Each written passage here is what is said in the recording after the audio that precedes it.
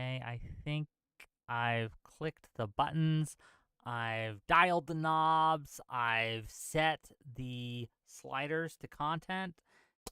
We're ready to go, I believe, I think, maybe. Hey, gang, how's it going? Welcome to yet another episode of WIC TV, a cross-ideological space where we come together to talk about issues both political and cultural, from the silly to the serious. Hello, multiculturalist James. Nice to see you. Happy Monday to you as well. Welcome to all those people who are kind of getting in. I'm going to give it a minute, let people kind of arrive. Wow, what a week last week we had, right? Some banger content. Look, gang, I'm really proud of how every single one of my shows performed last week. I thought the content was on point. We had great numbers. We had great donos. We had great support from you, dear viewer. And just, it was amazing. From Monday's Islam debate, Tuesday of a debate on voting that went well. We had some surprise guest appearances from Sitch and a few others. Banger content, okay? Banger content. Wednesday show was great. Thursday show was, I think, peak of the week. We had a back-to-back feature, all-women panel at first, and then the Destiny show went. I couldn't have been asked for a better result of that. That was just great. We got hundreds of subs from that. The video that was released on Destiny's side outperformed all of his recent content. People really liked it. I'm glad people did. And then we had a debate Friday where I participated in over the Supreme Court stuff. I knocked it out of the park. I felt really good about that as well. I think it went well overall. Wolf Glenn says, I hope you had a good Monday so far. Well, I have. Thank you as well. Testy Johnson says, thank you for your service. Well, you're welcome, but Memorial Day, just to be clear, gang, and I know you're Canadian, so no shade, but the Memorial Day isn't for me, right? I'm a veteran. I have Veterans Day. Memorial Day is for the people who don't make it, right? The dead, those who serve the country but pay the ultimate price for that. So, yeah, it's not my day at all, so it's what it is. But, yeah, take a moment. Remember the people who died to give you your freedom. It's good. An Angel That Has Fallen says, should do another Man versus Woman and bring in some of the panelists to have a debrief stream. I should, and I'm going to. And next week, we have some great content coming up in that vein, if I can arrange it. As for this week, though, this week's going to be rather relaxed. Today we have a caller much later in an hour or two. It's going to come on, and he is, or they are. I'm not sure their gender. They have issues with my content. They have issues with me as a person, and so I offered them the opportunity to call in to talk to me about it. And so that's going to happen later. But first, ladies and gentlemen, we have to talk about a recent video that was released by a YouTube channel called In Praise of Shadows. The video in question was titled Bad Conservative Horror Movies. I don't usually do reviews on my channel. I don't usually do react content, anything like that. It's usually something that I find it's not enjoyable for me. Just straight up. I don't like to do it. However, this particular video, I sat through all 3 hours of it. Its original runtime was a little over 3 hours, but then he cut out a segment of it. Don't worry, we found the segment that he cut out, so we're not going to miss that.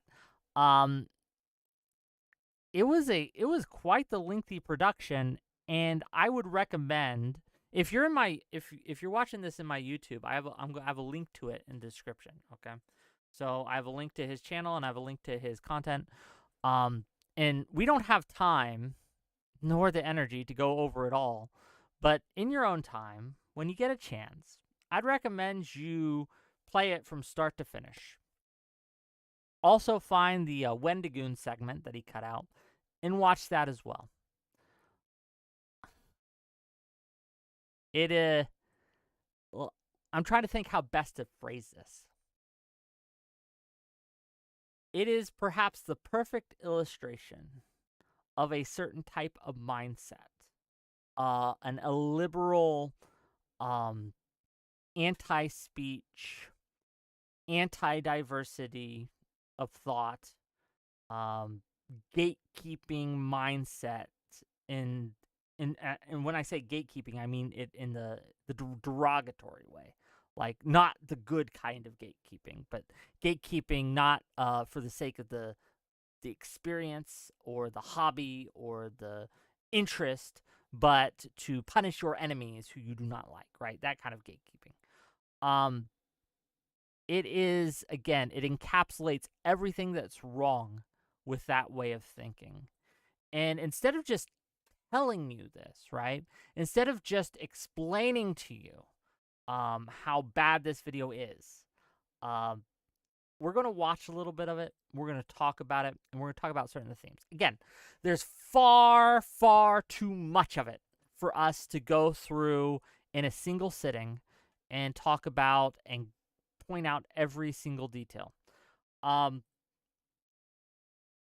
I've got some timestamps here, and I want to just kind of go over it with you and talk to you about it. Does that sound good, gang? Is that something we want to go? Yeah, Rick React content. It's like a unicorn, okay? This is like a shooting star that you only see once every few months. I don't do a lot of React content, but we're going to today. Mono Kuro says conservative horror movies is perhaps the worst thing I've ever read after From the River to the Sea. This is frankly worse. Why does Twitch TV hate me? With a 5-stream watch streak, says you missed so many good reacts. I don't watch React content either. I'm sorry. Like, I'm gonna be real with you. I don't really watch other people's stuff. I know it's sad.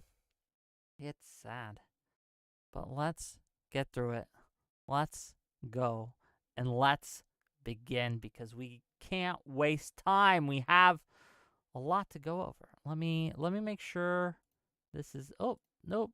We don't want my Discord showing. There we go. Wonderful, ladies and gentlemen. Okay. This is the owner, the author, the host of In Praise of Shadows, and this is his video. So, the video begins talking about a convention this gentleman went to.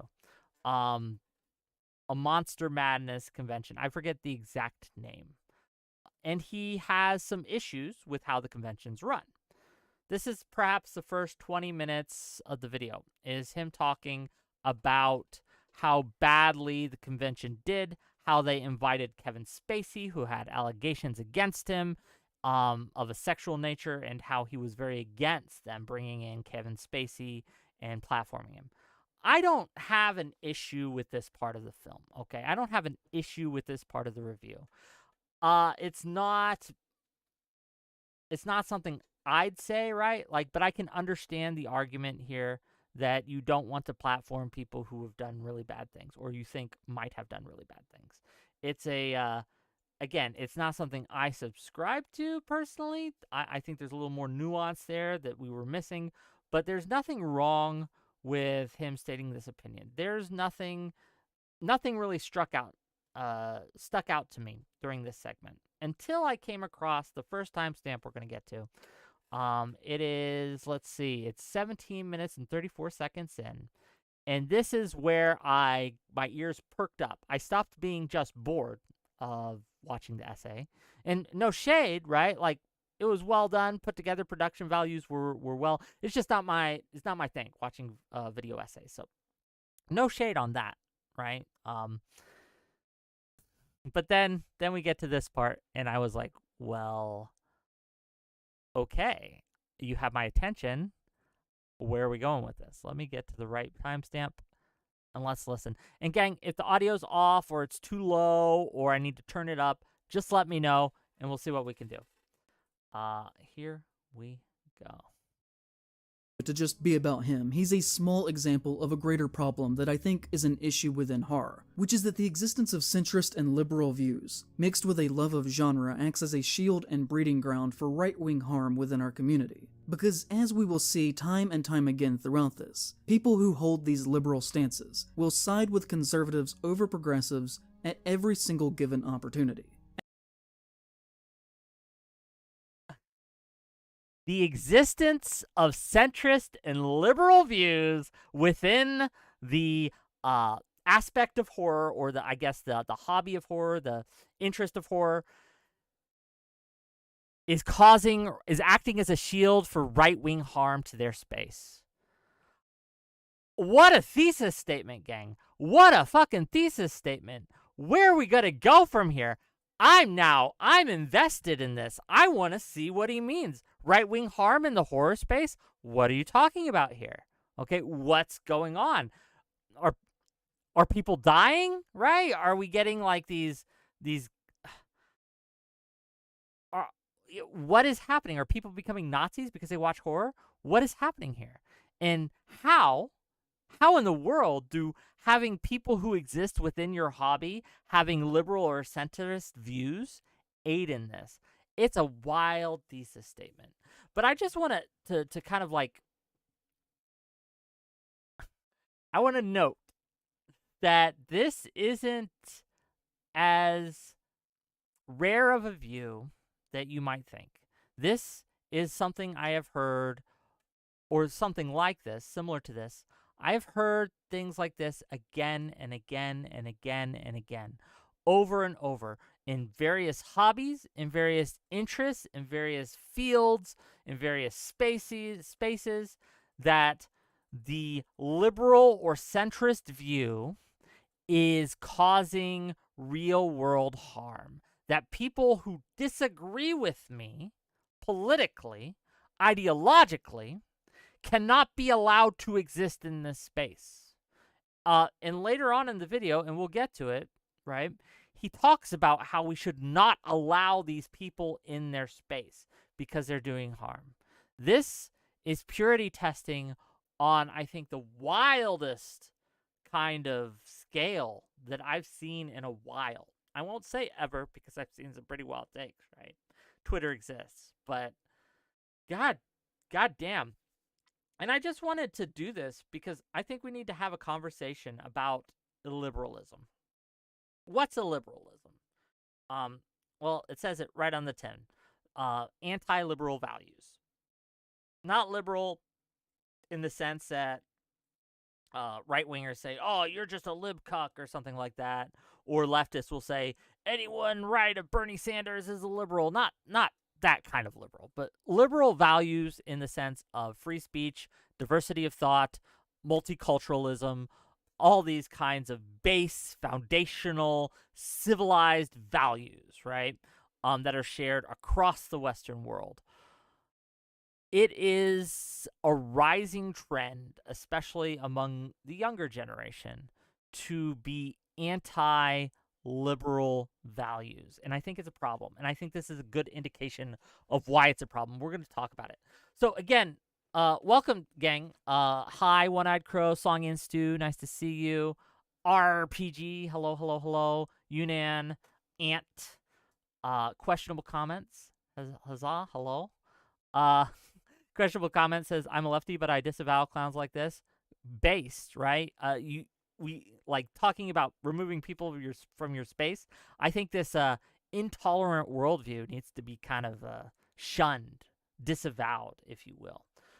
Toby One Kenobi on Twitch, nice to see you. No Cal Mike, hello. And gang, as we go through, please forgive me. I don't usually do react content, so if I miss something or this seems a little stilted, again, it's not something I'm used to. I'm much better at conversation, and I'm much better at hosting debates and moderating and things like this. NoFX Live 95, nice to see you. So please bear with me. Well, let's get into it. So that's the thesis statement of this video. And he goes through and he talks about it. And as we go, and again, remember, I recommend that you go and watch this on your own from start to finish. We don't have time to do that today. But as we go through this, I just want to point out the fallacies that he engages in, the erroneous thinking. So let's talk about some of the evidence that he puts forth about liberals causing harm. And I have these segmented by timestamp, so we're going to skip around a lot in this. Again, there's a lot here. I may have missed a few, but the next time he actually points to how liberals are causing harm is he does it once with Late Night with the Devil and the AI controversy.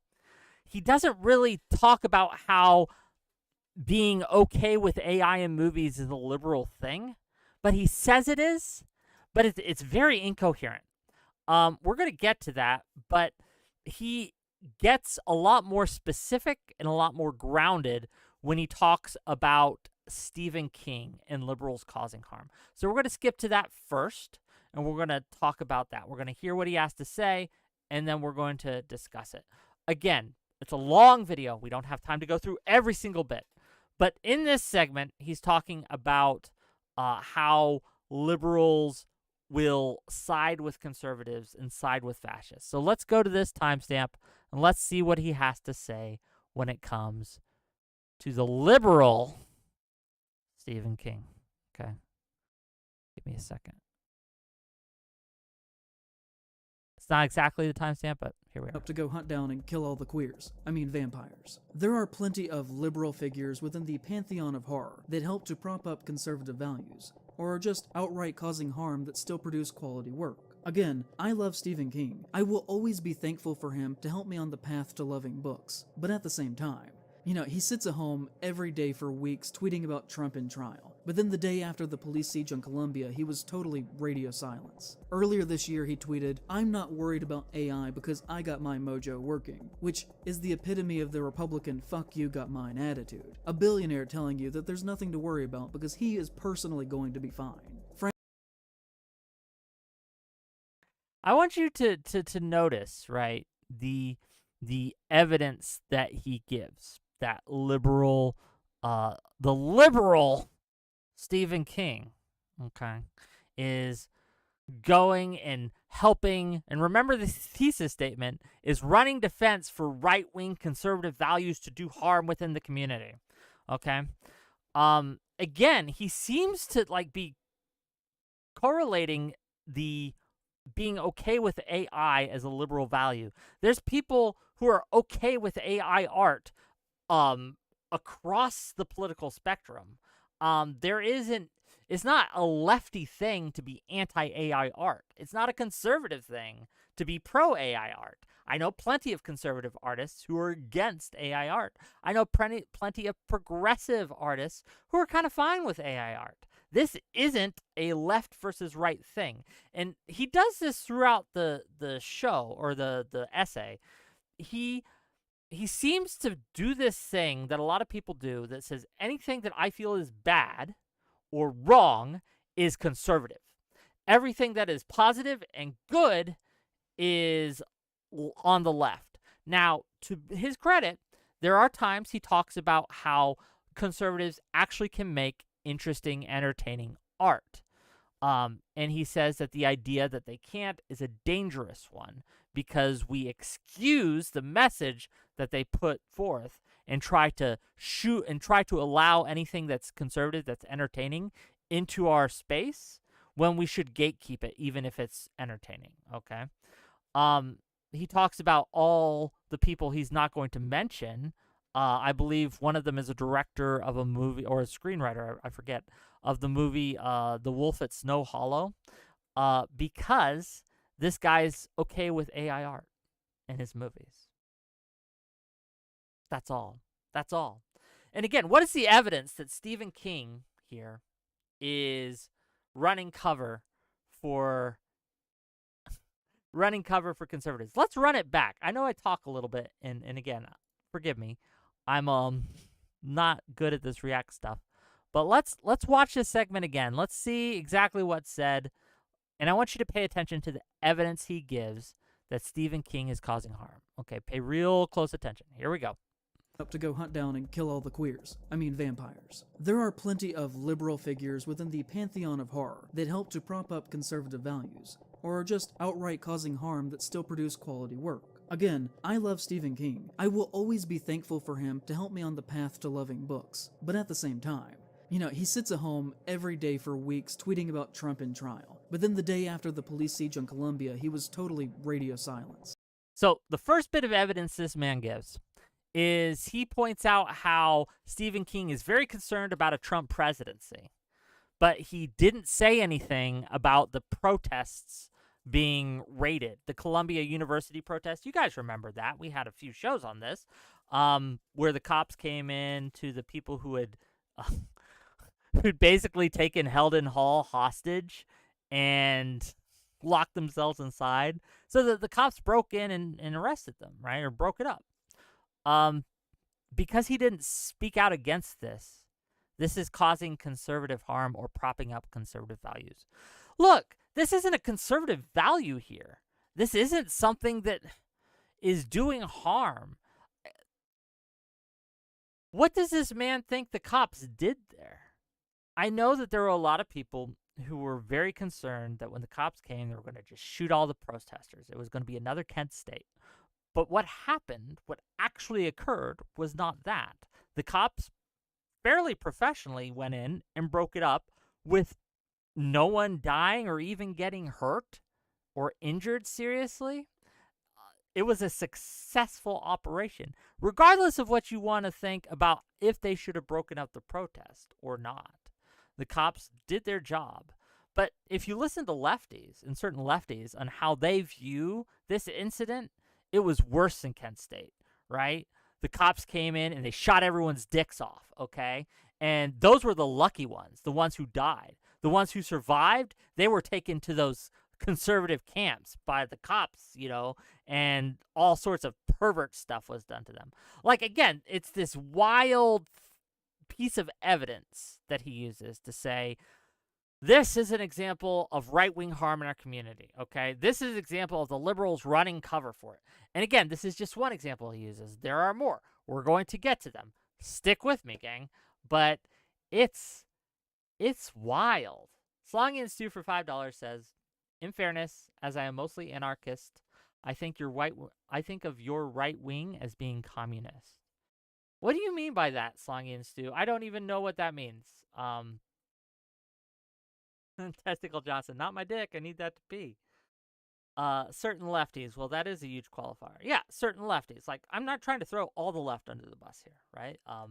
There's plenty of the what I call the effective left, the left that's actually trying to get shit done, the left that's focused on issues that affect people on the ground, that they can actually effectively change. I think those people pushing for police reform, pushing for universal health care, pushing for welfare reform, getting more welfare out to those who need it, fighting for unions, all those things, the effective left, I'm not talking about those people. I'm talking about the video essayist left, okay? The activist left, for lack of a better term. The left that likes to look good but can't be asked to do good, okay? The left that is so worried about voting for Joe Biden because they might feel like they're supporting a genocide but are unwilling to actually do the thing that has the highest likelihood of improving what's happening in Gaza, and that's to vote against Trump, right? To vote for Joe Biden. Because if they think that sitting out and letting Trump win things will be the same and nothing will change, I got a bridge to sell you if you think that's the case. It's just not true. But let's look at another piece of evidence that this man uses to talk about the threat posed by these vile centrists, these these absolutely insidious liberals that have invaded the space, like a parasite leeching off their community. Okay, let's get to that. Let me look. Okay, I have another timestamp here. Here we go. Now, in this section of the video, he goes on. He talks a lot more about AI, about the movie Abigail, and spoilers in horror movies. And I don't necessarily agree with him or disagree with him about the spoilers in horror movies part. I don't watch trailers anymore because all of them give away too much, and I don't want to be spoiled. I do like to go into a movie kind of raw or blind, if you will. So there's nothing inherently too big to disagree with when it comes to certain segments of this, right? Like some of it's just the talking about the hobby, and I thought those were interesting enough. But then again, he peppers this throughout this with a constant litany of why liberalism and centrism is causing harm. But again, we're getting to the examples he uses, and we're talking about them, and we'll see how they go. One moment, please. Boop, boop, boop, boop, boop. $2 from Slongian Stu to say, I am buying a bridge today. Well, good. Thank you for the $2. Okay. Let's see what he has to say here. In this segment, he talks about a man named Blumenthal. It's a director, or a producer, I should say, who does a lot of horror movies. I think they did Paranormal Activity. They did Megan. They put out quite a bit. He doesn't like them. He doesn't like their art. He doesn't like the way they do things. And that's fair. And that's fine. But he especially hates the CEO of this community, okay? I wish I had this timestamp. I couldn't find it, but I remember watching this last night. One of the criticisms he has against this man is he looks like what an AI would generate when you type in CEO. He looks too white, and he thinks it's a tragedy that a white man is in charge of one of the more financially successful horror production companies, if you will. So there is that. But let's see what he illustrates specifically as a problem with this guy. Okay, give me a second. He's got COVID under his command and possibly died, so long as the product continued to get made and that he could get even more wealthy. And then on top of that, one of his biggest crimes against horror to me is that he sat down to be a guest on the Ben Shapiro show. The biggest crime of horror? He sat down to be a guest on the Ben Shapiro show. Oh, where are we going with this, gang? Where are we going? Let's find out. You know, the old 1940s phrase that roughly goes, if you have 10 people and one Nazi willingly sitting down for a meal together, then all you have is 11 Nazis. So if... Why do people who are,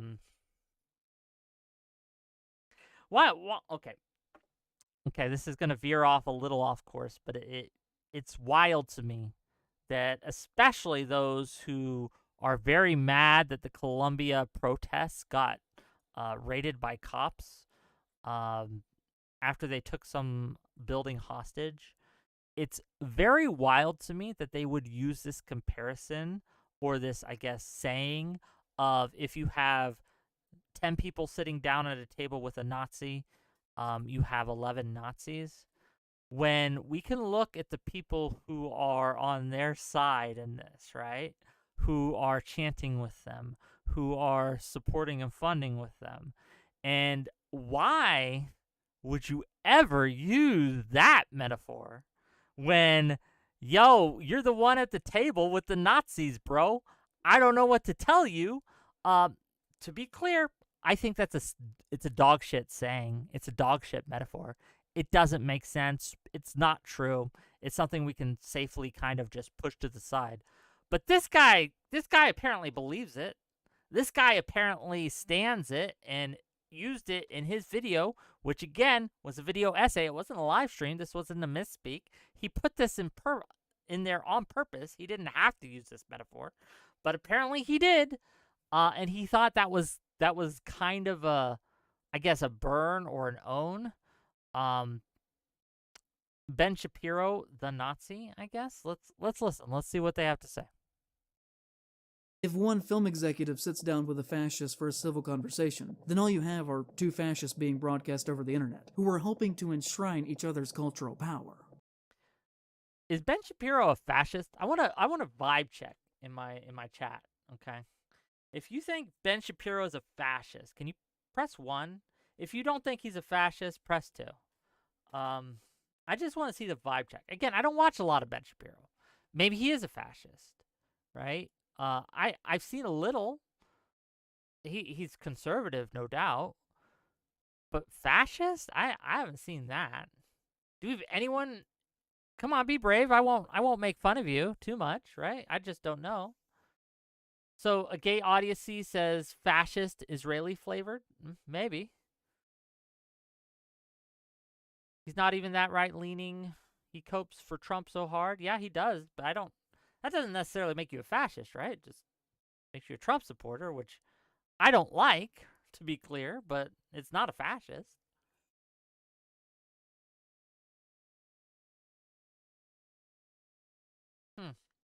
Okay. Yeah. So he does this thing, and again, I encourage you to sit down through this whole thing so you can believe me when I say this.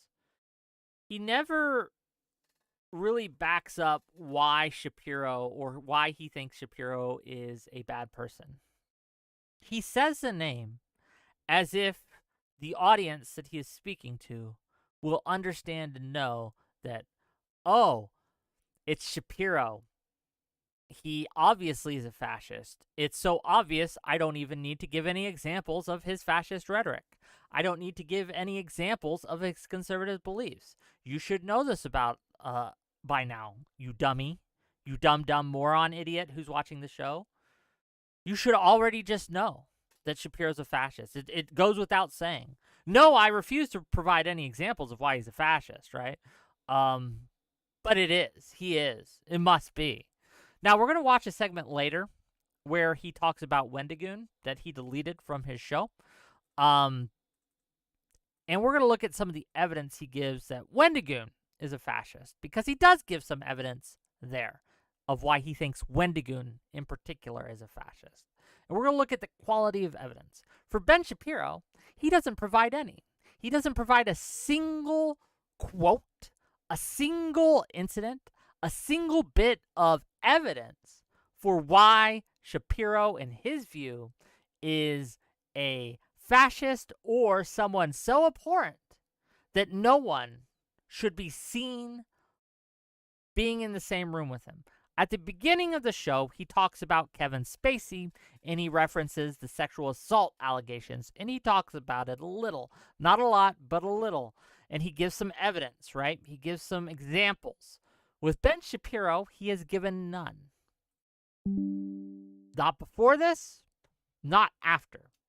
He gives no examples. Now again, I know that Ben Shapiro is a fairly well-known political talking head that a lot of people are aware of.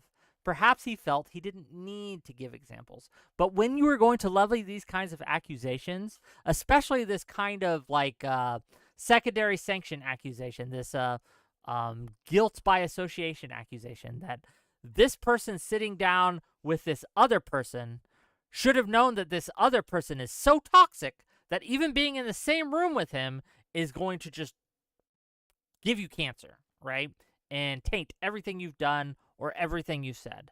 So it would behoove our dear host of this show, it would behoove him to give some examples, right, of why he thinks Shapiro is a fascist or someone that's a terrible person enough that we should not associate with him.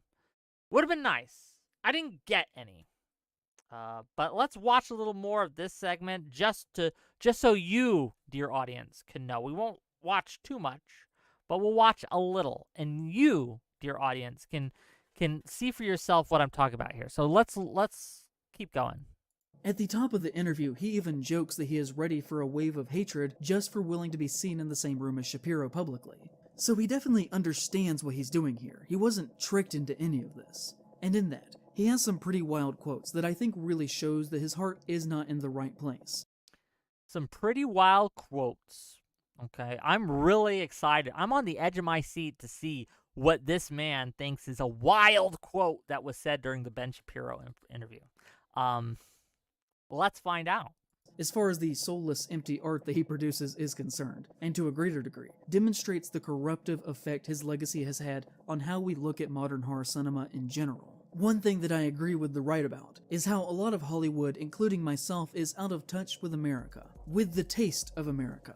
There shouldn't be red state, blue state movies. There should just be good movies. I'd go so far as to say that if you were sitting with a director and they said, you know, you made Get Out, you made The Purge, you made The Hunt, I want to make a political movie. I want to do it about X topic. I want to do it about global warming. That is when I say we're in trouble, because I think it is virtually impossible to make a fun, entertaining movie and think of the topic first. So, I disagree with Blumhouse, whatever his fucking name is. I disagree with the quote, right? I think that it's perfectly okay to think of a topic first and then build your story around that theme. I think that's fine. But I wouldn't. Maybe we'll get to it, but I'm waiting for the wild here. I'm waiting for the wild.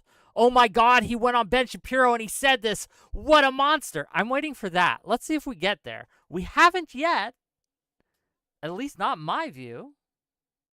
We haven't yet. And if you, dear audience, if you catch it, let me know. Point it out.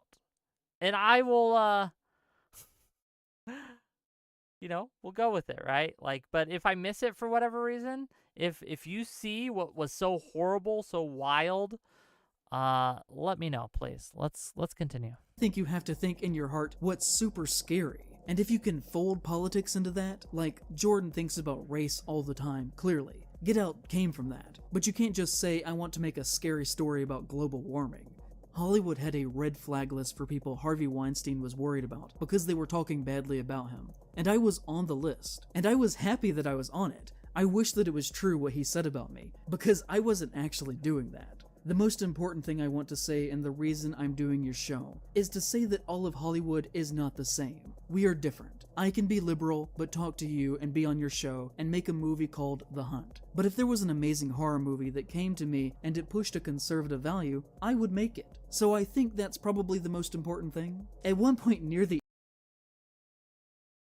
Is there anything he said here, in your view, dear audience? Anything he said here that you think makes for a wild quote, makes for a wild statement, a wild saying, something that is just so beyond the pale that you gasped? Is there anything? Songy and Stu says, oh, I caught it. Well, what is it? Enlighten me, please. Cardi says, sounds like a principled artist. I mean, fair. Look, and just from my perspective, if you don't want to make movies with a certain viewpoint, I think that's your prerogative, right? If you're the one that's making the show, you get to decide what views you want to see in it and what views you don't. I think that's fine. But his statement about how I just want to see something interesting, I want to see a good movie, I don't care if it's political or conservative, or liberal or conservative, I'd make it as long as it was good. There's nothing inherently wrong with that. And I think that it is a illiberal idea to say that there is. Remember, we're talking today, and we're using this video essay as an illustration of the dangers and the incoherence of illiberalism as a worldview. What I am doing right now is I'm showcasing you examples of where this host, I don't know his name, the host of In Praise of Shadows, is being illiberal. Here is one such occasion, one such example of him taking a quote that is just milquetoast liberalism and painting it out to be so wild that we should never trust this Bloomhall guy again. Again, I'm using examples. It would have been nice if he had given me examples about Ben Shapiro, but I, dear viewer, am giving you examples of this gentleman.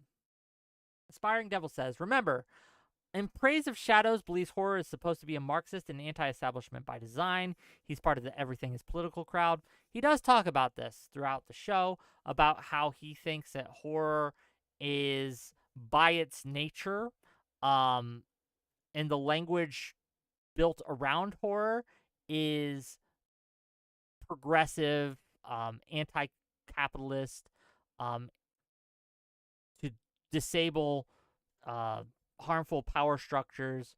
And I don't necessarily disagree with him in that I don't know enough about horror to say whether he's right or wrong. He could very well be correct in that. However, and here's the kicker, gang, things change. Things progress. While it may have originally been intended to be that, I think we can see, and he provides examples of good conservative horror in his show, in this essay. It is no longer the case that this is true. I don't think horror is intrinsically anti-power dynamic, Marxist kind of thing. I don't think it is. I think we can have good examples of good horror that supports existing power structures, that showcases values other than Marxist, kind of communistic, social justice warrior type of thing. But I don't think it's necessarily wrong for him to have this view. I think it's okay. And again, he's more versed in it than I am. I'm gonna take him at his word when he says this. I believe him. That's fine. But again, the original intent only matters so far in things. Things progress, things change, things become what they weren't ever intended to be. That's not always a bad thing. That's not always a good thing. That's just a thing. Intense Complex says it's also why only right-wingers make high art. What do you mean by that? What does that even mean? Slongian Stew says, for $2, says, sorry, dinner just got ready. Sorry, guys. Well, it's okay. You can go eat dinner. The VOD will be here when you get back. Appreciate you coming by. I really, really thank you for coming through. Again, I don't usually do React content. So this is a little different for me. But we're getting through it. We're getting there. Okay. We got a lot to cover still.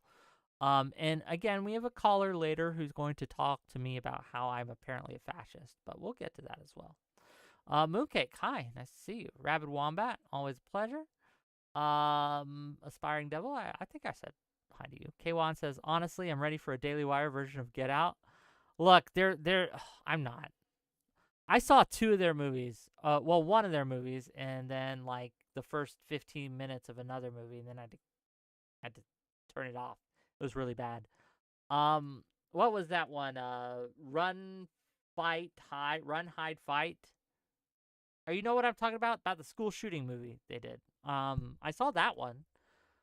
It was all right. It was fine. It was okay. Nothing to write home about, but it wasn't bad. What else did I see? Lady Ballers. I turned that off after 15 minutes. It wasn't funny. It was dumb. It was just not a good movie. React content, hoodie off, new wick. I don't do a lot of React content, and this isn't going to be something I do a lot of in the future. But again, I was watching this over the weekend, and I was like, okay, I have too many thoughts on this, and I have to kind of get it out. So thank you for being here for this. I really appreciate it. And thanks for the donos, guys. And if you like this kind of content for whatever reason, and you enjoy my show, just hit that like button, hit that subscribe button. If you're watching me on Twitch or Kick, hit the follow button. I really, really, really appreciate it. It really helps the channel.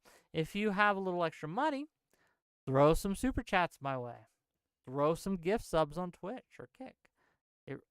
Every little bit helps, and I thank you for it. Let's continue with the review though, because again, I'm only on timestamp number like 3 or 4, and we got like a lot to do before we get too far in. Let's see 23. Let's see the next timestamp. It's on the same kind of theme here, and it's right near the end of this segment. Here, let's get there. It's 2 hours, 43 minutes, and 59 seconds. This is 51 seconds, but it's close enough for government work. Let's see what they have to say. They are in this moment no different from the talking heads of Fox News or MSNBC, who get paid to lie 24 hours a day. But I think the biggest argument that you could make about how weak The Hunt actually is as a work of satire comes from something that Blum says to Shapiro in their interview, that I think demonstrably shows how his centrism allows passage for Shapiro's fascism. Okay. Hopefully this is where we're going to get our example, right? How this guy's centrism allows for Ben Shapiro's fascism. Hopefully this'll clear all this up and make me look really foolish, okay? Maybe this is what we missed. Let's see what he has to say. The Hunt is about how the country is so polarized. You know, I did a lot of research on you before I came in here, because I was told of your views. And I looked at what you've said and done, and all you've expressed is a conservative point of view. I believe a lot of things that are different from you. We probably have many more things that are in common, and share many more beliefs than our political beliefs. And the idea that we can't talk to each other or that I can't come on your show makes me furious. The movie really makes fun of both sides. This movie does not take sides politically. And then it's credits? What? What? Huh? Hold up. This is a quote he chose to end on to say and to illustrate that this Bloomhall guy's centrism is enabling Ben Shapiro's fascism. Is that Bloomhall, again, if I'm pronouncing the wrong, or I'm saying his name wrong, I don't really give a shit, okay? That this Bloomhall guy sitting down to talk, thinking that the nation is polarized, thinking that Ben Shapiro's kind of just a conservative,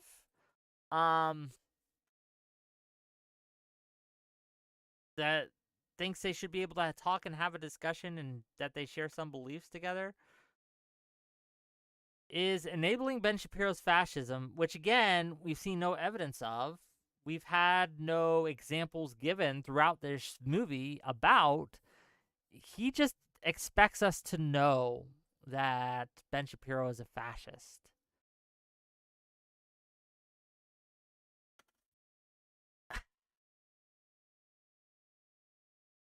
I understand that it is a widely held belief in extreme lefty communities that there are certain types of people who are just fascist in nature.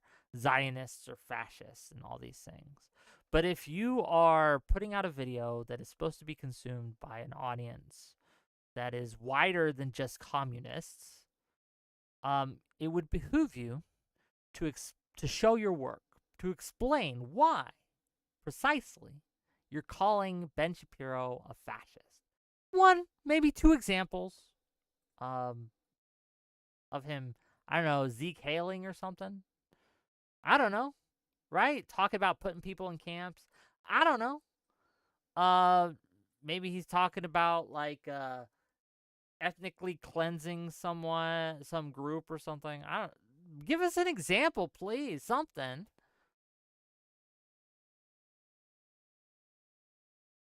Ben Shapiro is just an establishment grifter for the Alex Jones headline clickers who take the bait. Yeah, sure. Like, if you want to say that Ben Shapiro is a conservative, okay, right? I'm with you. I feel you. Okay? But even if you were to say that, even if that's all you wanted to say, an example. Give an example. That's all I'm asking for here. Give an example. Show your work. If you're going to make accusations about people, especially large accusations of this man is a fascist, it would, again, just give me an example or two, please. Why do people think that they can just throw these labels around? Again, these are really, really wild labels to throw around. If someone is actually a fascist, actually a Nazi, right? Like a no shit Nazi, it would be really, really helpful if everyone knew that. It would be really, really helpful if you could show us why. Because I would really, really like to know. I think it'd be important to know. I wouldn't want to turn my back on this guy. I wanted to keep an eye on him, see what he's doing, making sure he was away from all the levers of power I could, right? So if you're going to throw that accusation out, please back it up. It's like the pedophile accusation, okay? People throw this word around willy-nilly, but it can destroy lives. It can destroy people. Remember, this is from the same crowd who think it's okay to punch a Nazi. So when they call you a fascist, what they're saying is, here, this guy's a fascist. And remember, they also say it's okay to punch fascists. So they are telling people this is a man it is okay to physically hurt. And if you're going to do that, you shouldn't, by the way, but if you're going to do that, you better have some fucking evidence and you better show it. You better show your work, okay?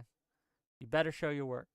And the fact that they won't, the fact that they refuse to, and again, this isn't a short video. It's not like they were trying to keep this nice and tight time-wise, right?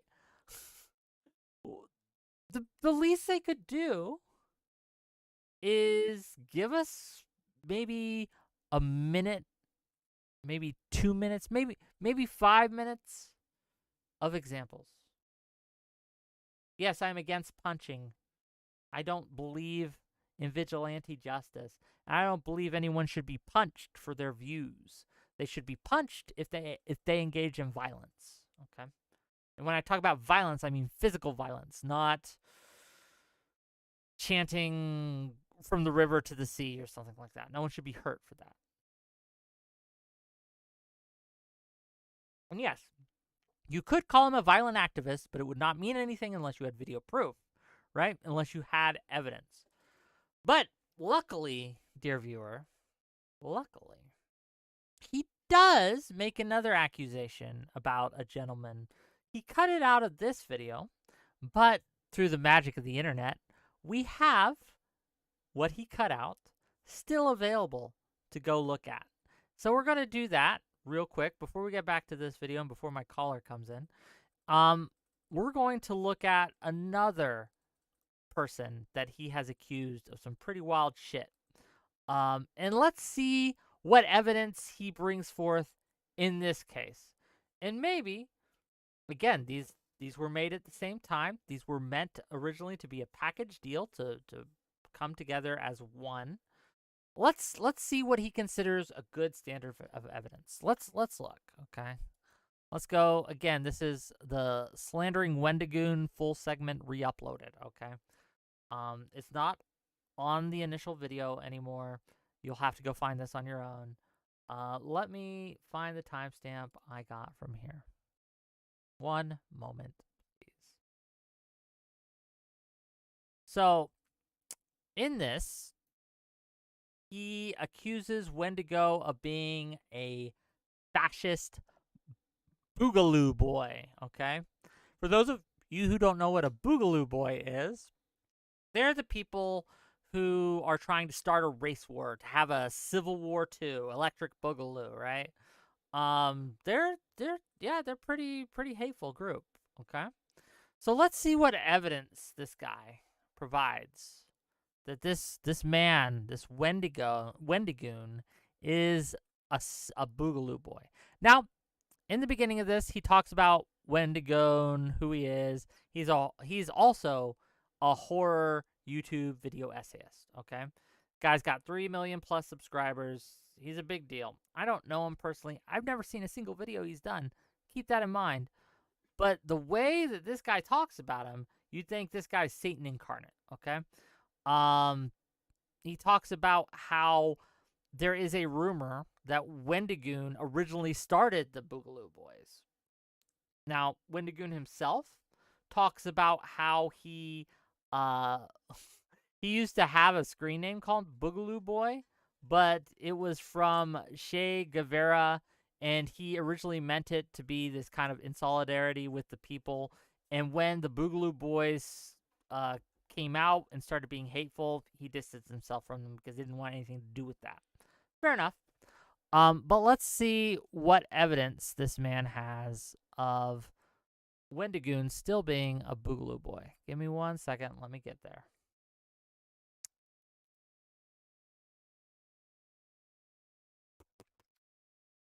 I totally didn't mean to do all that. My bad. I'll do better next time. Also, it should be noted that the Boogaloo Boys are known for wearing Hawaiian shirts. And guess who else always has on a Hawaiian shirt, despite the fact that he publicly totally does not share in their beliefs, guys. I'm just saying that if at the very least... Hold up. What did you just say? My bad. I'll do better next time. Also, it should be noted that the Boogaloo Boys are known for wearing Hawaiian shirts. And guess who else always has on a Hawaiian shirt?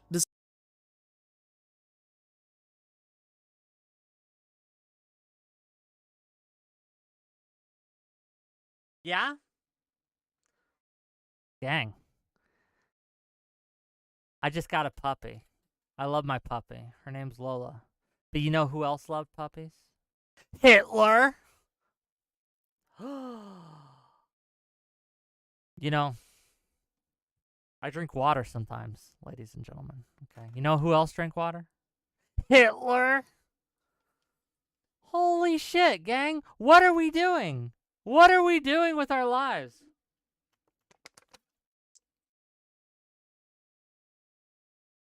This is the evidence you bring? You accuse this man of being a member of a hate group, a current member of a hate group that shares their beliefs, and this is the evidence you put forth?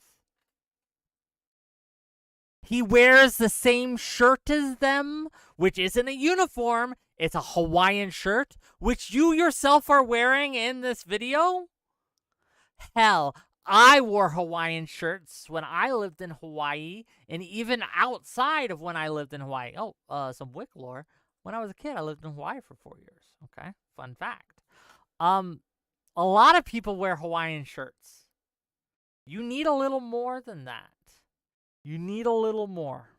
And this is the level that he goes through. What else? What other evidence? Because let's be fair to him, this isn't the only evidence he brings forth. What other evidence does he bring in? Okay, let's look. Let's see. Okay, he goes through.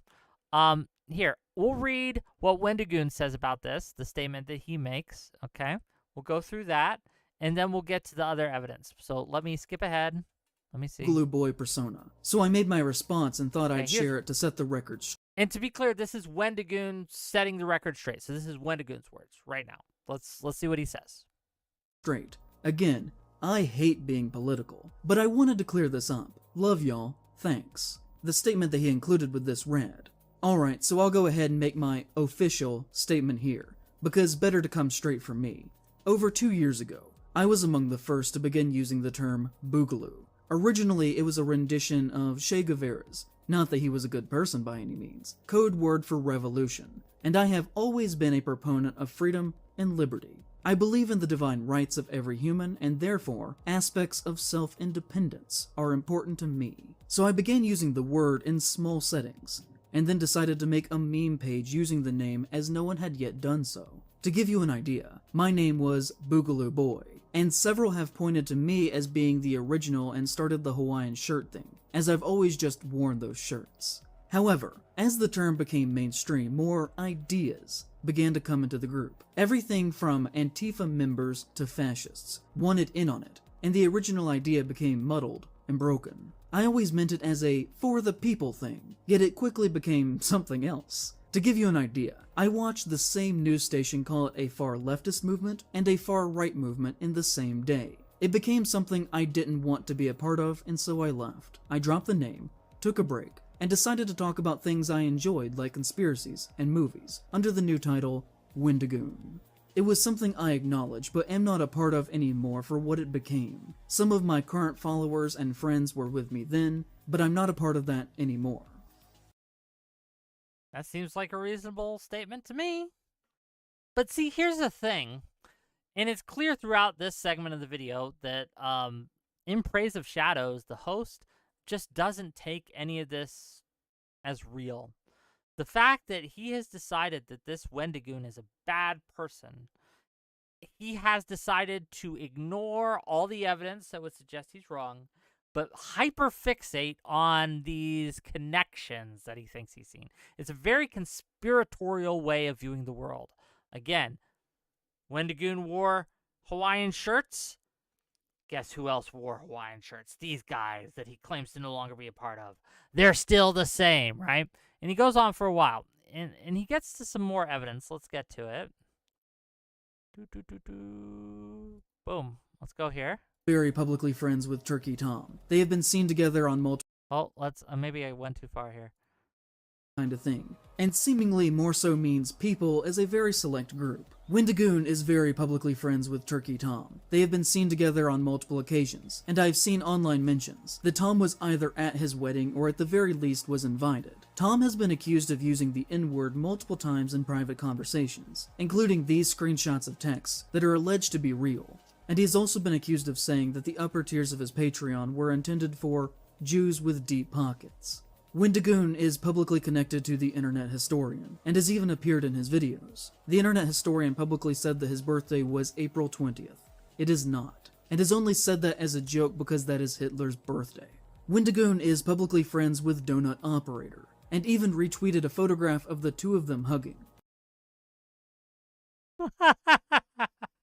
This is the thing I think I hate most of every single thing that this type of person says, right? It's not just him that does this. There's a lot of people who do this. This friendship police, this like police, this retweet police. They say they're ACAB, but then they're the most top motherfuckers of the planet when it comes to policing people's connections, associations, and even just friends, right? Gang, Turkey Tom has been on my channel.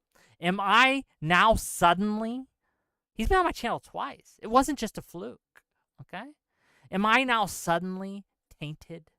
Am I now suddenly suspect? Apparently, people like In Praise of Shadows would say yes. Why? What is going on? This weird idea that if you are friends with someone who shares views I don't like or does things I don't like, and to be clear, I'm not here to litigate whether or not Turkey Tom said the N-word. I don't care. If he did, he shouldn't have. Any bad... Okay, I'll say this right now so everyone knows. Any bad thing that anyone who is on my show does, I disavow it. I don't like it. I'm not here to support it. I'm not bringing them here because of what I think they've done right or wrong. I'm bringing them on my show because I think they might have an interesting perspective on something, and I want to hear what they have to say. That's why I have them on my show. But it's not a full-throated support of everything they've ever done ever. And this, again, it's not just him that does this, but there are plenty of people who do this thing of the guilt by association, where every single person that you ever talk to, that you associate with, that you, God forbid, hug, shows who you are as a person. And he goes on this rant for a while about how bad all these other people are, okay? He talks about Mutahar having a transphobic, quote-unquote, thumbnail. It's the weakest stuff you can ever imagine, okay? So, rewind. I want to remind you, in his other video, this man talks about how liberals and centrists are promoting fascism or running cover for fascism, allowing fascist, right-wing, conservative harm to come to their communities.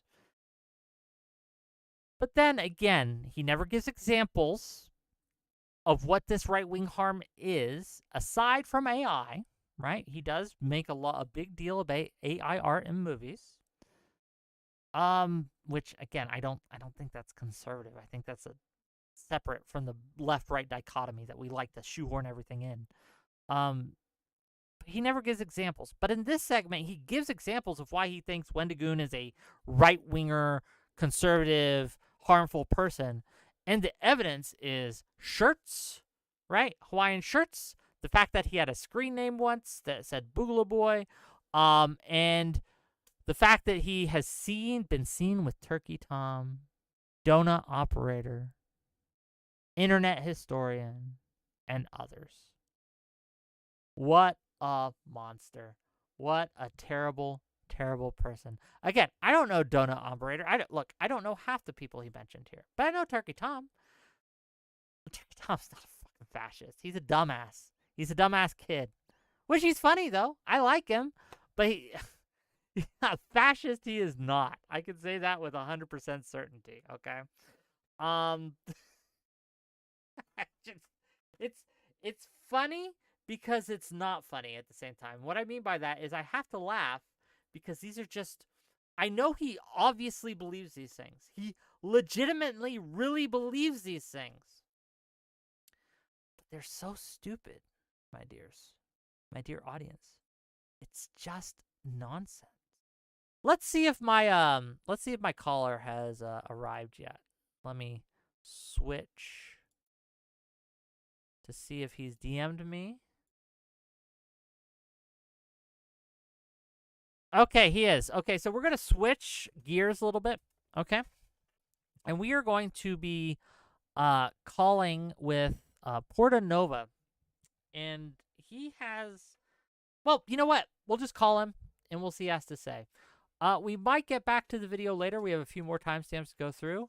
But do you guys get the gist, at least, of what I'm trying to say here about why this show, this In Praise of Shadows video essay was just wild, was just illustrative of this illiberal kind of astrology.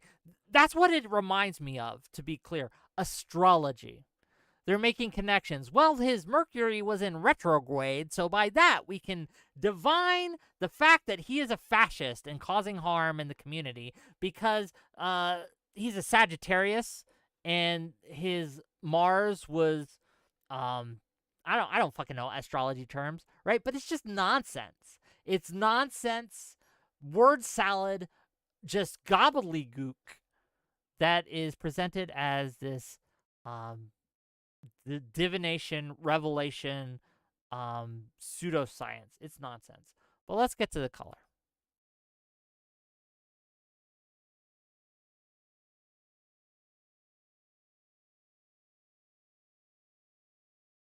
Hello, can you hear me? Yeah, can you hear me? Yes, sir. Yes, sir. Hi. How are you? Hey, not too bad. What's up? Give me a second. Let me adjust just how it looks. Okay, now we're side by side. Now we can see each other. Okay, great. What's up? Oh, just streaming, just doing my thing. You said you wanted to call in and talk to me about something. Can you remind me and share with my audience what exactly it is you wanted to discuss tonight? Well, I don't know how much you're allowed to discuss, but I was kind of curious about I haven't watched your stream since you banned me, but the progressive victory and the council and all that. I'm not sure what the council is, but Progressive Victory, we can talk about that if you want. But your tweet, at least, what you said you wanted to talk about was that I was a fascist enabler or something like that. Do you stand by that?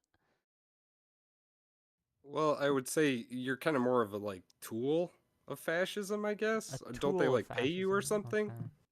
I think they kind of just pay you, right? You're like a mercenary kind of thing. As far as I'm aware, no fascist pays me. Are you referring to Progressive Victory being the fascists? Yeah, well, specifically, I guess they're old leaders. I don't know about their. Is Brianna Wu still in charge or no? No, Brianna Wu isn't associated with them anymore. RGR? She was for a little bit. I don't know if she still is. I'm not sure. So RGR is the fascist, and Brianna Wu specifically. And Yeah, I am I a would tool say. for them. Well, I think you were, right? Did they pay you, or how did that work? I heard there were like contracts, or Yeah, I've been paid directly by Brianna Wu, and I've also been paid by Progressive Victory. I don't know if RGR was ever in charge of the purse strings, but she was involved with it. Yeah, she has been involved with Progressive Victory. Yes. well, yeah, I was just kind of well curious about that, and Okay. specifically like how it's kind of affected the Twitch space. I mean, like I say, I haven't really because like most of you banned me, so like I'm not kind of up on all this stuff, but I'm gonna be real. I don't remember why you were banned. Can you refresh my memory why we banned you? um kind of just for posting anime, like cheesecake basically. I don't Oh, even did know you if I'd call it post like cheesecake. something sexual in my Discord? That'll get you banned. Yeah. I wouldn't call it sexual, but it wasn't nude or anything. Again, I I guess don't one of know the the mods specific said something like it information. was they were looking at them with lust. Again, I'm not familiar, but that aside, um, so it was for posting some alleged, let's call it, something allegedly that uh made my mods or my admins more specifically considered it lewd or inappropriate, and they decided to ban you for it. Is that fair? Yeah, I think so. It's kind of hard because they were maybe banning me for the neo pronouns, so I don't know. Maybe that was part of it too. Neo pronouns. We have people in my server that have neo pronouns and use them. Okay, well that's cool. I don't know because one of the mods at the time was also discussing like whether or not I should be banned for that. I guess I don't know. I don't know. But let's get to that aside, right? Let's get to the heart of your issues with me and with the people I associate with. So I'm gonna give you the floor, and you can just kind of lead us in this discussion. And yeah, I guess give us your argument. Why am I a tool of fascism? Go ahead. Well, I think more than anything, it's just kind of this group, I guess, that would be paying you, where you would be, inspired to take their stances on certain things. I guess would be the way I would put it. So progressive victory, to be clear. So what about progressive victory is fascistic, Well, like I say, I'm not sure that they still are if they've or cleaned up was at kind of any their point? membership, but Sure, at any yeah, like point was. in their existence, what about them was or is fascistic, please? I would say they're very well, Brianna Wu specifically seems very like biological determinist or like selectively biological determinist and very like authoritarian kind of thing. You're gonna have to be way more specific on the authoritarian kind of thing. When you say biological determinist as well, are you talking about like a transmedicalist? Yeah, yeah. Okay, is trans so can you explain what you think transmedicalist is for my benefit, right? Because people say transmed. I think I know what they mean, but I want to know what you mean. So elaborate, please. I think it's mostly like well, specifically with Brianna Wu, I think it's mostly like a men bad kind of thing. It's very reductive, I guess you would say. A men bad kind of thing. Do you think Brianna Wu hates Well, men? swerf and turf, like what's that? Second wave feminism. So misandrist. You think that Brianna Wu is a misandrist? Yeah, I would say. Okay. What about her makes her a misandrist? Like a statement or I, something, right? yeah, just I mean, it's mostly the impression I've gotten, just stuff she said on Twitter. Sure. Um, Like what? Specifically, I think she's very that our the way we've been doing things is like wrong or something and going to lead us to destruction. I don't know the exact quote or whatever, but I and I mean, think like she was referring to like because like in the 80s, we had like the sex wars, that kind of thing. I think she thinks that was a mistake, I guess. the sex wars in the 80s. I'm not familiar. Can you explain? Well, yeah, we had it was basically whether or not feminists were arguing about whether or not basically like pornography was bad. It's Okay. very like reductive kind of way of looking at things, like kind of a like almost like crit sexuality kind of thing. So, I'm sorry, I'm just trying to follow the thread here. So, because she espouses some of the views of what you consider second wave feminism, and you think that these statements about pornography makes her a misandrist, you think that that means that her involvement with Progressive Victory makes that whole organization fascistic. Yeah, more or less. Okay. Let's talk about RGR. Why is RGR fascist? Same kind of reason. Like, I'm not married to like the word fascist. I mean, because you're probably going to be like, oh, well, Well, you no, no, know, no. I don't care we're about not like from like the Italy scientific here, but definition. I don't care about that, right? Like, but we all know what we mean when just we kind of say biological fascist, right? determinist, I guess. You're selectively biological determinist. It's kind of a very reductive kind of you know, if you just want to say in-group outgrouping. Sure. Tribalistic? Is that a better word? Yeah, that's fine. Okay. Tribalistic, where you have tribal tribes, you think the other tribe's bad, you think your tribe's good, very reductive thinking. Do we think that's I guess what I'm trying to think about is how that's unique to uh their side of things, right? Like you have an in-group out-group, don't you? Right? You think that they're the out-group, that they're the bad people, the fascists, and you are not. So you have delineated this in-group and this out-group. Is that correct? I try not to be. I mean, I Oh, think I've been sure. outgrouped, you know, just by virtue of like I've been banned by like most of them, but yeah. I mean, well, you call him a fascist, then like I'll let you call me a fascist all day, right? I'm not going to ban you for that. Again, I'm not sure what you were posting in my Discord. I'd have to go look. But just for calling me a fascist doesn't get you banned. So I Well, can't I don't think. I can't Yeah. speak Well, for yeah, I can't speak for Woo or RGR and what they consider that. But I guess I'm just wondering, like, for me, right?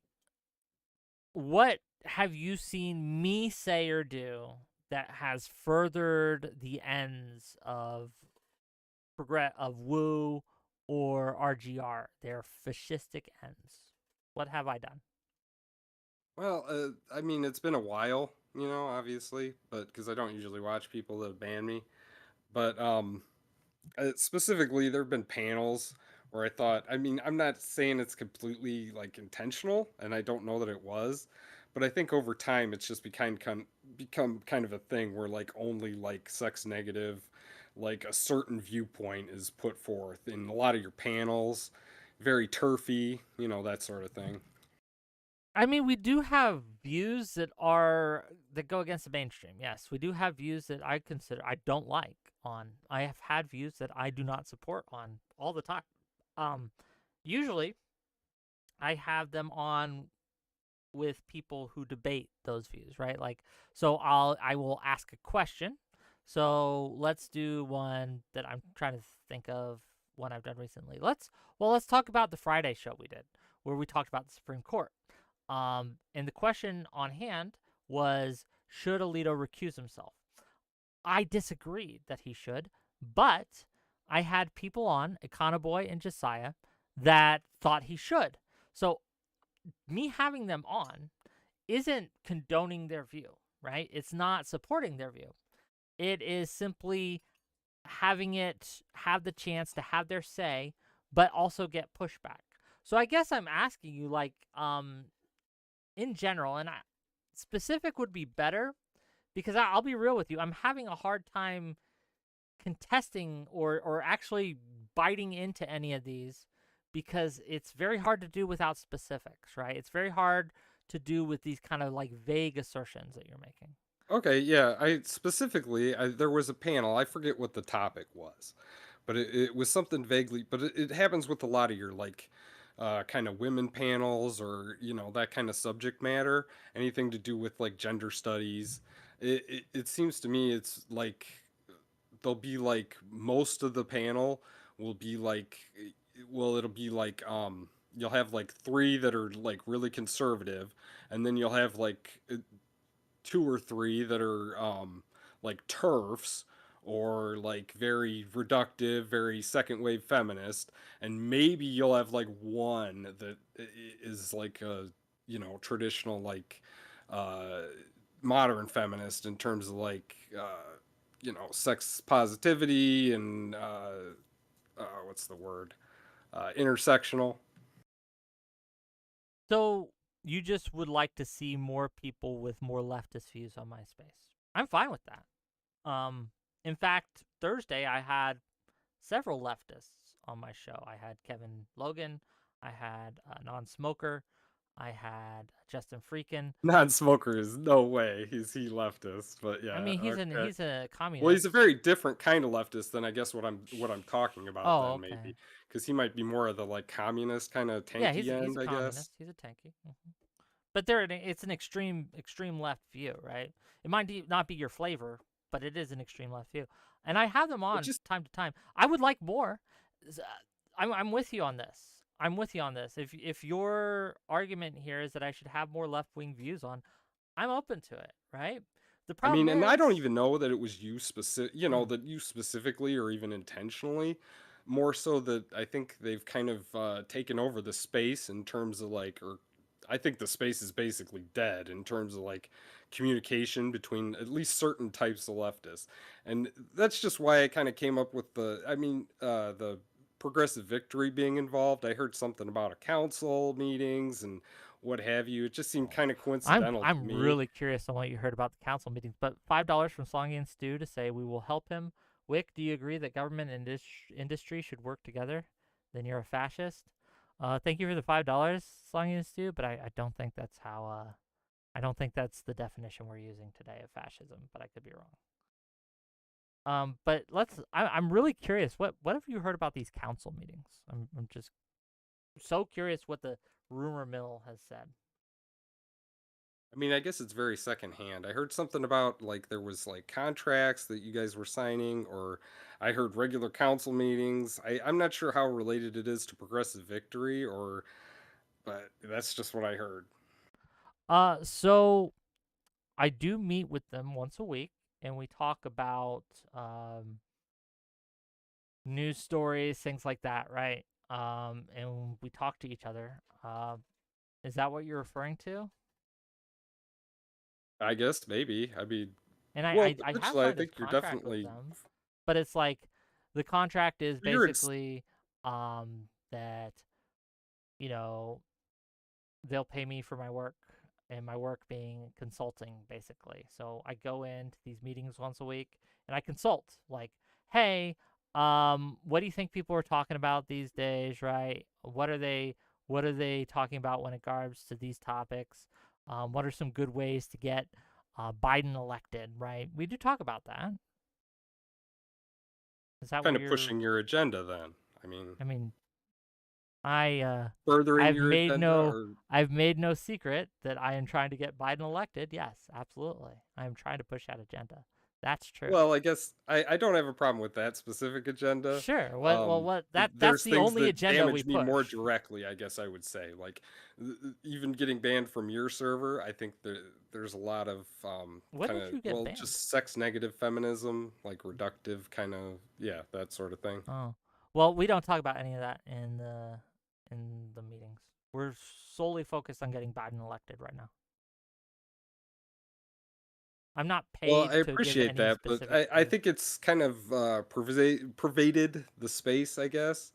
And I don't know. I didn't see it as entirely coincidental. I guess would be because it's not a popular kind of thing, and it seemed kind of weird that Brianna Wu was in charge of Progressive Victory, and this is kind of taken over the space, I guess.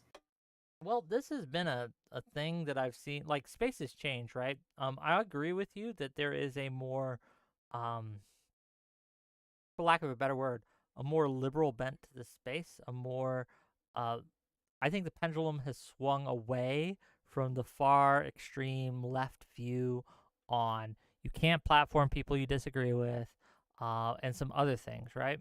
Now, when it comes to sex negativism, I don't see a lot of that in this space. But again, I don't watch a lot of other people's shows, right? So fair enough.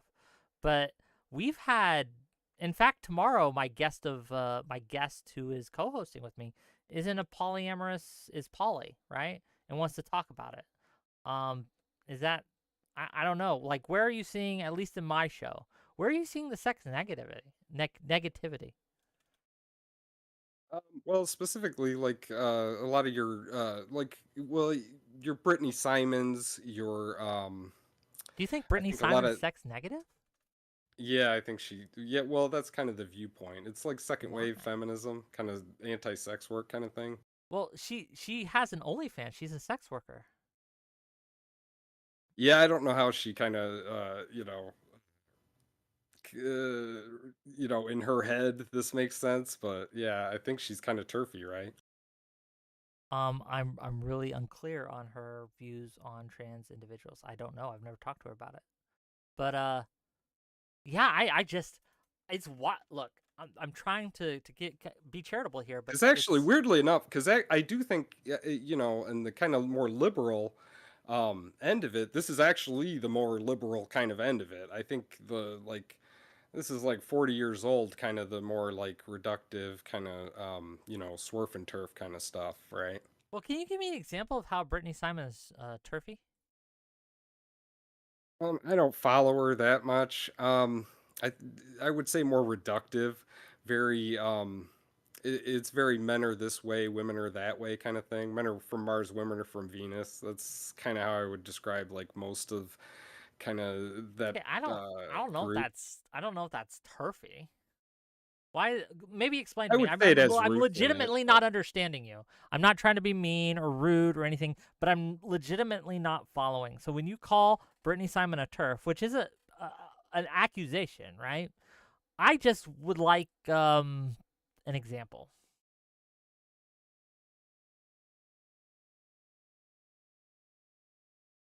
well, I mean, I don't follow her enough to like give you a specific. I mean, I could look up a tweet of hers or Yeah, something, but do but you think that's just stuff I've heard. sure? But do you I think that's mean, that's you don't think she's? I'd say she's extremely reductive as far as everything I've heard about her, unless I'm thinking of somebody else, like Lav. A lot of that kind of crowd is, don't you think? well, Lav, It's I very think second wave describes feminism. herself as a turf, but Lav and Brittany do not like each other. They're not on the same team, right? They are not friends. Um, let me, but if I may, do you mind if I call you Porta? Is Porta fine? It doesn't really matter. Port is a little weird because it's just portable, but Well, I don't.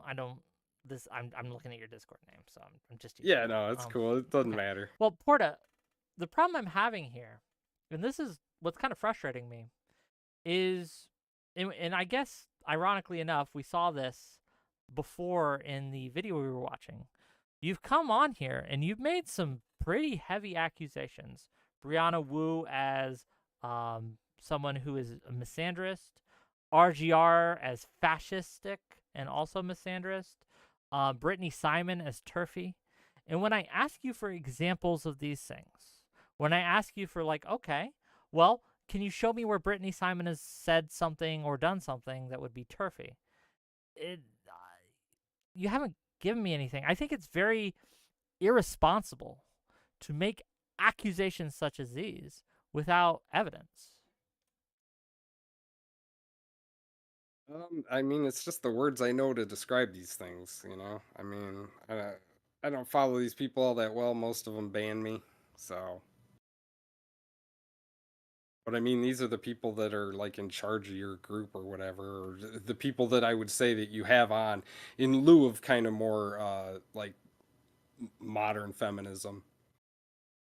So $5, just let me get through these. $5 from Testicle Johnson to say, Wick, this person has presented very concise and cohesive critiques and seems totally rational. They should absolutely be unbanned from your Discord. Thank you for the $5. And Slongian Stew for $2 says, only because your name is Testicles. Thank you for the $2. Do you have any, like, let's try one more time. What about me specifically? Again, you came on with the accusation that I am a tool of fascists. I really want you to back that up, buddy.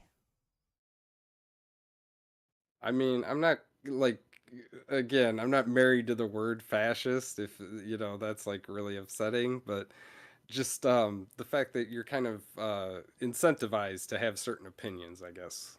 What opinion do you think that I hold that I would not hold otherwise? Like, what do you think? What opinion do you think that I'm expressing, or on my channel, or outside of my channel, even that you think I'm being paid to or incentivized to that I don't actually believe? Well, I think I don't know I don't know you all that well, and I haven't followed your channel all that much, but um, I would say you tend to follow the party line in terms of like again like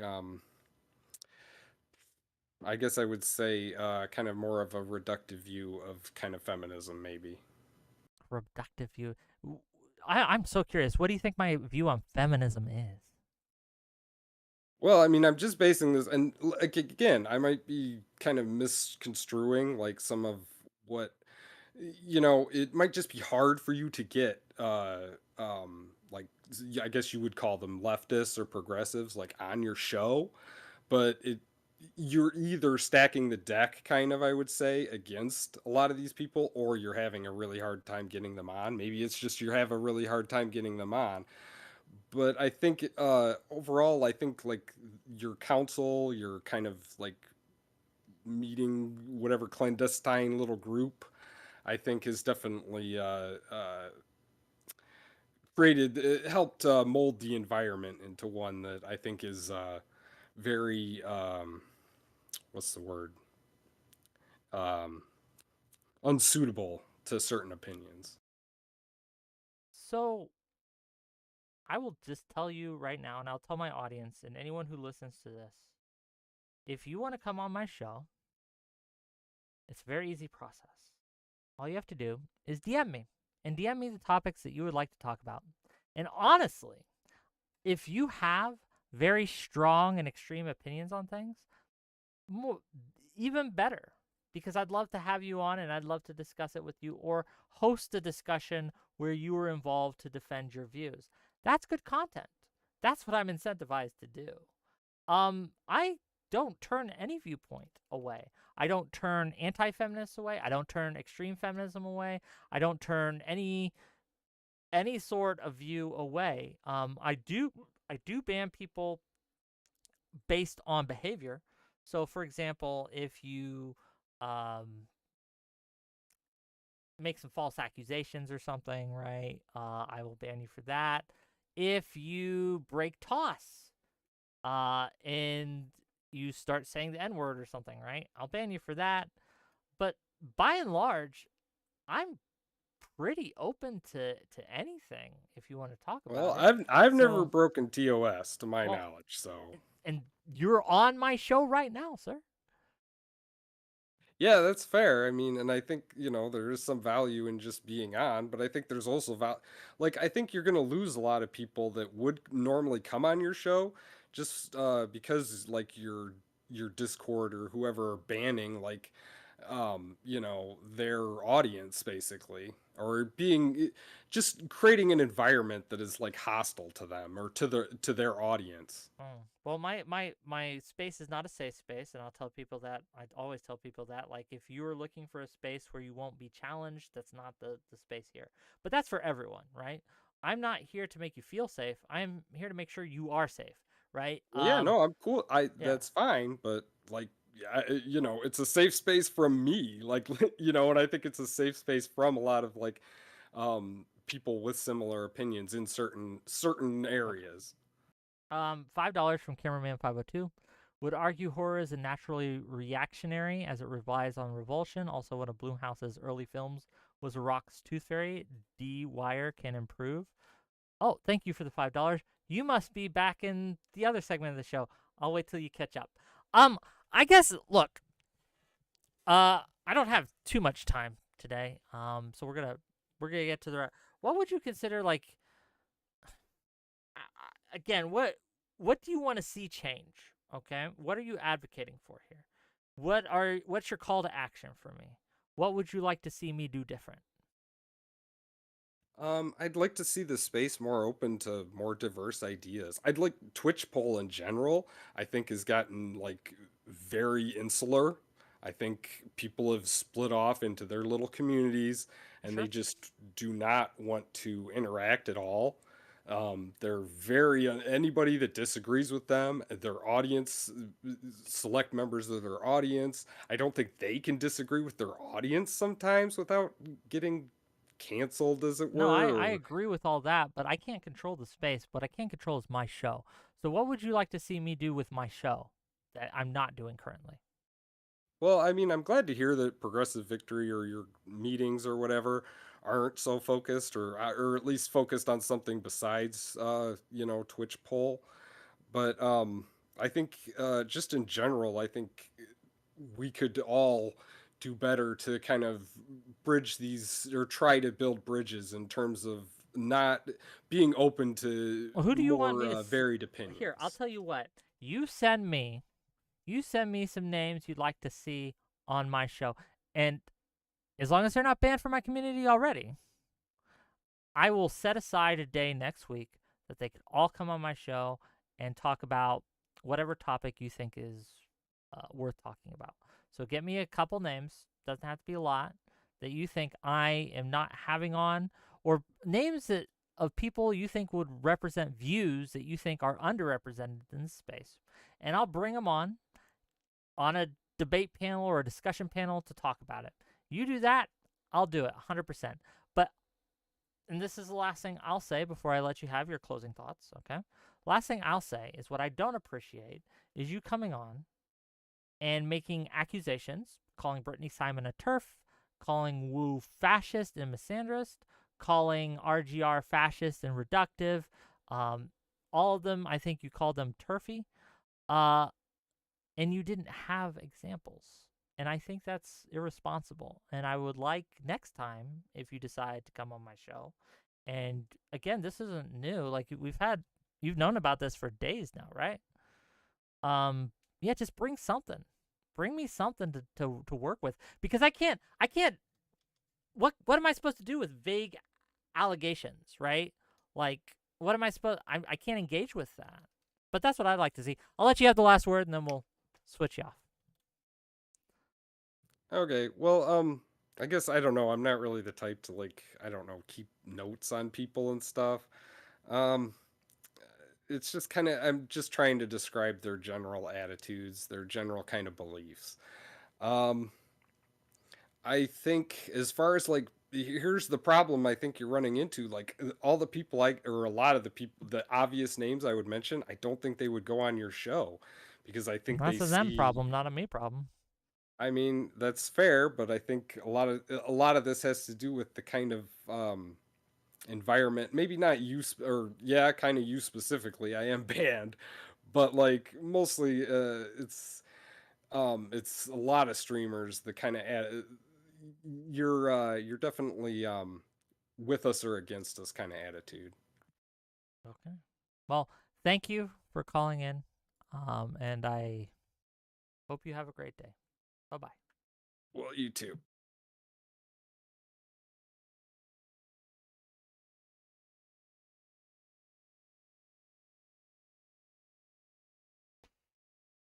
What am I supposed to do with that, my friends? What am I supposed to do with that?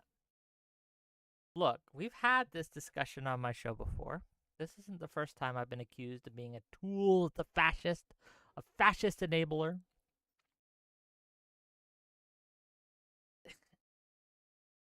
This is almost perfect, though. We just did a segment on In Praise of Shadows, and we just went through how this style makes these allegations. In Praise of Shadows case, it was that liberals and centrists were corrupting the space and enabling fascism. The guy gives no examples of note. He mentions AI being a thing. He mentions sitting down on Shapiro's show. He mentions not tweeting about the Columbia protests being broken up. He mentions someone wearing a Hawaiian shirt. I don't know how we're supposed to engage with that. And then we have that gentleman that came on my show to talk about how Brianna Wu's a TERF and Brittany Simon's a TERF and RGR is a misandrist TERF, and they're all fascists, and I'm a tool of them all. I don't even know. It was like pulling teeth trying to get to the point. It was like pulling teeth trying to get to the point of what it was. Like, if I am doing something wrong, here, okay. I'm a big believer in free speech. I allow people to criticize me. I allow people to come on my show and talk to me about what they think I'm doing wrong. I allow my audience to do the same. I extend them that courtesy. I extend the courtesy to the people in my Discord. In fact, many of the people in my Discord don't like my politics. Many of the people in my Discord don't like what I stand for. Many of the people in my Discord don't like the fact that I'm progressive, that I'm Democratic, that I vote for Joe Biden. A lot of them don't like my positions on a lot of things. None of them are banned for this, right? I encourage disagreement. I encourage discussion because I realize and I recognize that I am not a perfect man and that all the positions that I have, while I believe they are correct, might not be. So, allowing people to challenge me on my ideas, to present conflicting opinions and information is good. I want to have the right position. I don't want to have the wrong position. So if you present me information that shows that my position is false, please present it. Abby Blackbird says gay, fake, and gay. Beautiful. Wonderful words. Thank you. Okay. With that, right? If you're going to come to me saying that I've done something wrong, please have evidence. Please have an example. Spicy cannon fodder. You give space to argue a point, you leftist fuck. LOL, praise the center battleground. Well, thank you for that, I think. Sorry, it's taken me a minute to get back on track. My brain has been discombobulated by that conversation. It's been discombobulated. It's thrown me for a loop. I'm just trying to sort it in a way that makes sense to me, right? That I can deal with.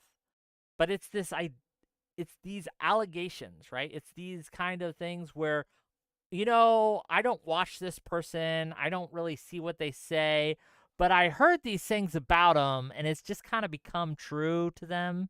And so that they'll make these statements and they'll make these allegations and they'll go right on Twitter and they'll go on into other Discords and they'll talk about how, like, well, of course, Brittany Simon's a TERF.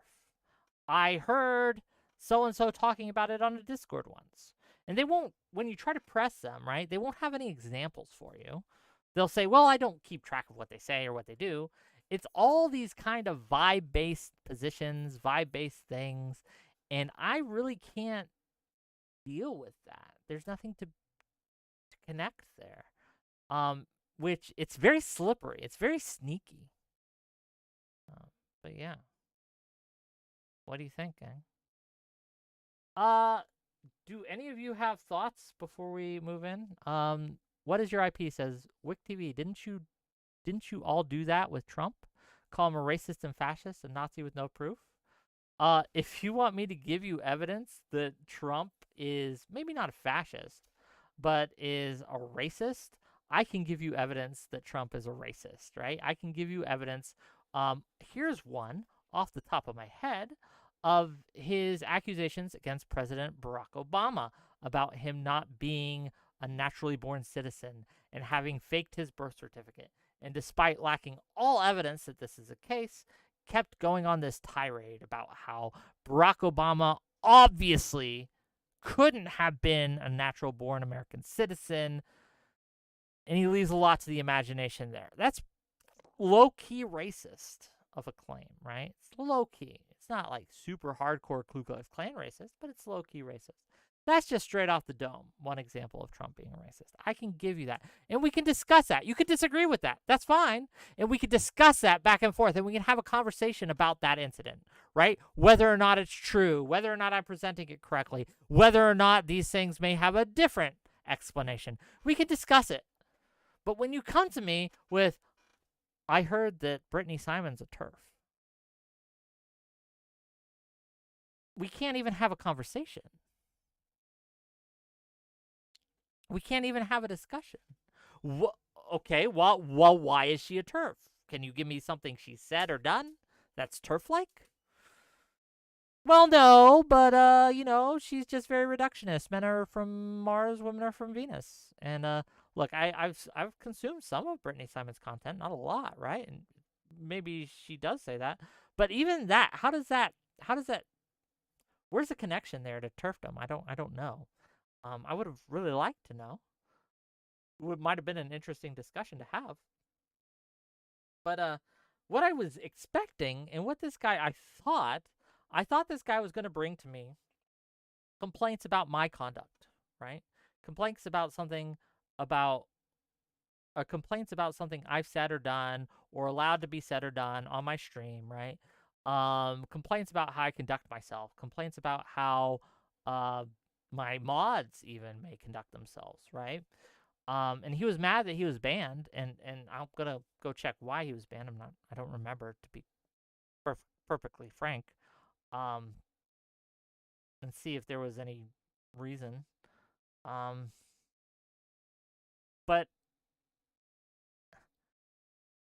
he didn't give me that. What he gave me was, well, you work with Progressive Victory, which is a fascist organization, which is a wild thing to claim. I've not seen it. If they're so mask on that they're pushing the only candidate, right? That is, well, it's the only candidate with a realistic chance of winning that is going to push progressive values, and that's Joe Biden. Vitae Mecca says, it's like a cult mindset. Anything you say will only prove them right in their own minds, regardless of how weak their argument is or how strong yours is. Perhaps. Let's see. Toby1 Kenobi says, it was a veggie burger, nothing burger? Kind of. Resist White says, Joe Biden has progressive values like racism, segregation, and genocide. Resist White, do you want to come in real quick? I have about 15 minutes. You want to come in and talk about it on my Discord? You can tell me why Joe Biden is a segregationist and promotes genocide and racism. You'd be allowed to. We have some time. Click the link, accept the rules, and I'll jump backstage and I'll pull you in. We can find out why you think this is true. I'd love to have a discussion with you. Okay. He gave the eulogy for Strom Thurmond. Enough said? No, it's not enough said. Giving a eulogy at someone's funeral, even if they're a bad person, even if they're a racist fuck, does not make you a racist. It just doesn't. You have to, if you are going to claim someone is racist, show me something they have said or something they have did. I don't give a fuck who they associate with.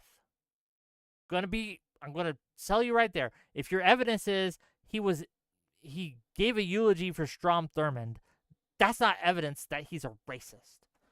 It might be evidence he is poor judge of character. Fair enough. But that's not racism. These are separate things. Yes, it is, dumbass. Brilliant counterpoint, okay? Brilliant counterpoint.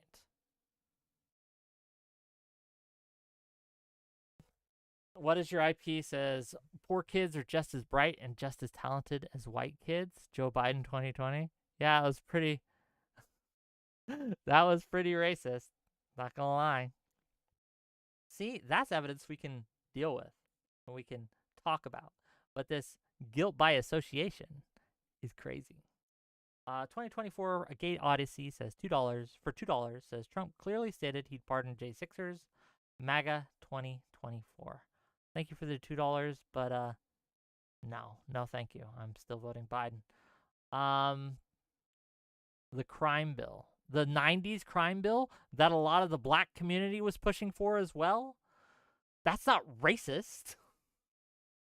The crime bill of the '90s, is that one we're talking about? If that's the one we're talking about, again, as someone who was alive in the '90s and cognizant and older than 10, right? And remembers the debates going on, um, that wasn't intended to be racist. Now, you can say it had racist consequences, but my God, the black community was pushing for this bill. There are plenty of black senators, black congressmen who were pushing for this bill because, again, the crime was terrible back in the '90s, right? And the crime, unfortunately, was hurting poor communities, was hurting black communities far more than it did white communities. OmniSlap says, so someone gives you a eulogy to Hitler, not necessarily racist? Not necessarily, no. Again, if you want to show someone is racist, you have to give me evidence of them themselves doing or saying something that is racist. This guilt by association is not enough. It will never be enough. I'm waiting a couple more minutes for this rat tail guide, or not rat tail, resist white guy to come in if he wants. But otherwise, we're just going to end it. You don't know about it, bro? OmniSlap, what if you were friends with someone who gave a eulogy at Hitler's funeral? Does that make you racist? Like, how many degrees of separation are you still racist? What if you shook hands with the guy who was friends with the guy who did the eulogy for someone's funeral that was racist? Are you racist? Like, this is a problem with the association game, right? It's the 6 degrees to Kevin Bacon, 6 degrees to Hitler type of deal. It's crazy. 2024, A Gay Odyssey says, what kind of racist thing you need me to do? Gang, don't be racist at all. I don't need you to do any racist things. I want you to do 0 racist things. I would like it. I would take it as a personal favor if you just weren't racist at all. That'd be nice. I try not to be, right? Slongian Stew says, I shook hands with King Charles. Does that give me ownership over the clone colonies? I assume you mean? Well, we kicked your asses back in the Revolutionary War. You don't own us anymore. Roland Stott says, January 31st, 2007. And I'm assuming this is a Biden quote, I'm going to assume. I mean, you got the first mainstream African American who's articulate and bright and clean and a nice looking guy. I mean, that's a storybook, man. Man, that sure sounds racist without context. I'd like to see what he said before and after. But yeah, that's a little sus. Like I said, you can point some things where Biden's a little sus in some cases. But if we want to play this game, which we can do this with all the candidates for president, I believe. The trick here is, let's see what policies they're pushing.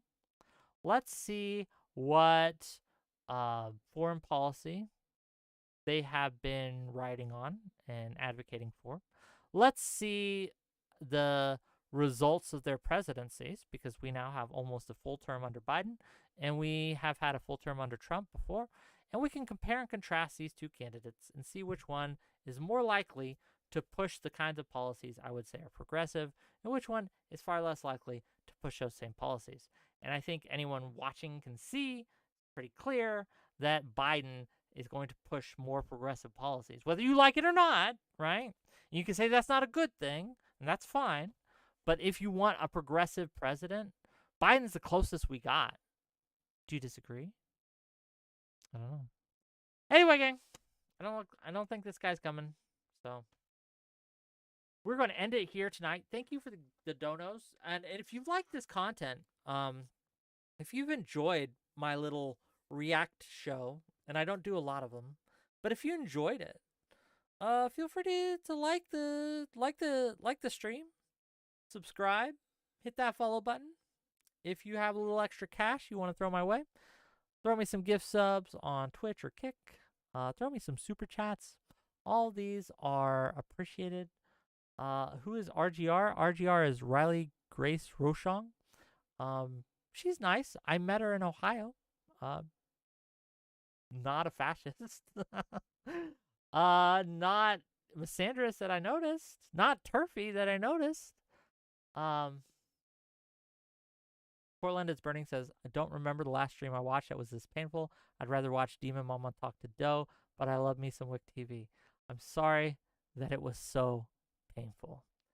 But, you know, that's the show. Tomorrow's call-ins, gang. We're going to have V on, okay?